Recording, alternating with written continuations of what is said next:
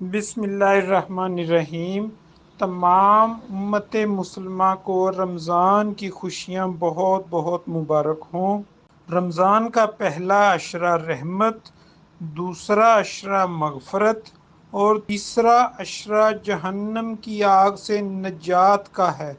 رمضان کی اہمیت کے بارے میں اللہ تعالیٰ نے حضرت محمد صلی اللہ علیہ وآلہ وسلم سے ارشاد فرمایا کہ اگر مجھے آپ صلی اللہ علیہ وسلم کی امت کو جہنم میں ہی جلانا ہوتا تو رمضان کا مہینہ کبھی نہ بناتا۔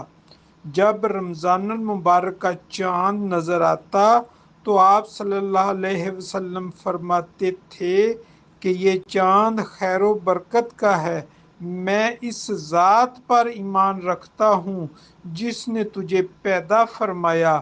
اللہ پاک اس بابرکت مہینے کے صدقے ہمارے صغیرہ و کبیرہ گناہ معاف فرما، اور جو لوگ بیمار ہیں، گھروں میں، ہسپتالوں میں ہیں، اس ماہ مبارک کے صدقے ان کو صحت و تندرستی والی زندگی عطا فرما۔